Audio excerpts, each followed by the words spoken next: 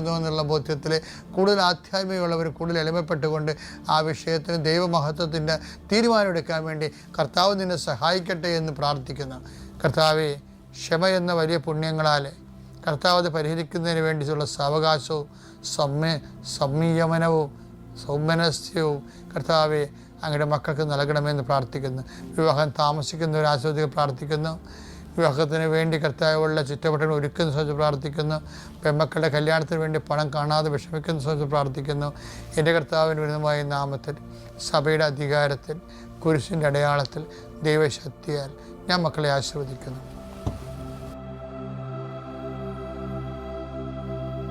നമുക്കിപ്പോൾ കൃപാസനത്തിൽ തന്നെ ഓരോ ശുശ്രൂഷകളും അതാത് കാലങ്ങളിൽ വെളിപാടാണ്, അല്ലാതെ എക്സിക്യൂട്ടീവ് കൂടി ഇരുന്നിട്ട് നമുക്ക് ഇങ്ങനെ ചെയ്യാം, നമുക്ക് അങ്ങനെ ചെയ്യാം, അങ്ങനെ ചെയ്യുമ്പോൾ ഇങ്ങനെ ഫലം ഉണ്ടാവും, ഇങ്ങനെ ചെയ്യുമ്പോൾ അങ്ങനത്തെ ഫലം ഉണ്ടാവും, അങ്ങനെ ഡിസ്കഷനൊന്നുമില്ല. എന്നോട് കർത്താവ് പറയുന്ന കാര്യങ്ങൾ ഞാൻ അവരോട് പറയും, ഞങ്ങൾ ഒരുമിച്ച് പ്രാർത്ഥിക്കും, അത് എക്സിക്യൂട്ട് ചെയ്യും. അങ്ങനെയാണ് ആദ്യം മരിയൻ ധ്യാനമായിരുന്നു നടത്തിക്കൊണ്ടിരുന്നത്. ആദ്യം കൗൺസിലിംഗ് ആയിരുന്നു, പിന്നീട് അത് മരിയൻ ധ്യാനമായി മാറി. മരിയൻ ധ്യാനം പിന്നീട് ജപമാല ജീവിതദർശന ധ്യാനമായി, പിന്നെ അഖണ്ഡ ജപമാല ധ്യാനമായി. അങ്ങനെ പതുക്കെ പതുക്കെ വളർന്നാണ് മരിയൻ തപസ്സായത്. അതിൽ നിന്നാണ് ഹോസ്പിറ്റൽ മിഷൻ. ഇതെല്ലാം അമ്മ ഓരോ സമയത്ത് പറയണ അനുസരിച്ചാണ് ചെയ്യണത്. അതാണ് എഴുതപ്പെട്ടിരിക്കുന്നതെന്ന് പറഞ്ഞതിൻ്റെ കാരണം.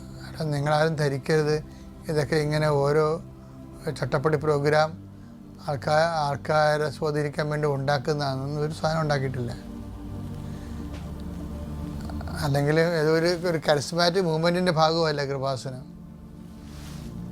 1950 തുടങ്ങിയ 75 തുടങ്ങിയ കരിസ്മാറ്റിക് മൂവ്മെൻ്റ് ഇല്ലേ, അതിൻ്റെ ഭാഗമായിട്ട് വന്നതല്ല. പക്ഷെ കേരള സഭയിൽ കവനൻ്റ് വരുമ്പോൾ അതിൻ്റെ അകത്ത് എപ്പോഴാണ് സ്പേസ് ആൻഡ് ടൈം ഭയങ്കരമായ രീതിയിൽ അടയാളപ്പെടുത്തപ്പെട്ടുപോയി.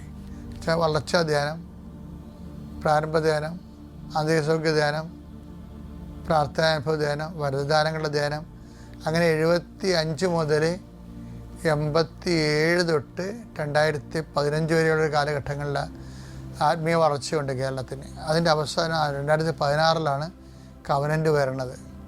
എന്ന് വെച്ചാൽ കവനൻ്റ് എന്തിനാണ്? വാഗ്ദാനങ്ങൾ പ്രാപിക്കാൻ വേണ്ടിയാണ്. വാഗ്ദാനം എന്ന് പറയുന്നത് എന്താണ്? 2 കൊരിന്ത്യർ 1:20 വാഗ്ദാനം എന്താണ്?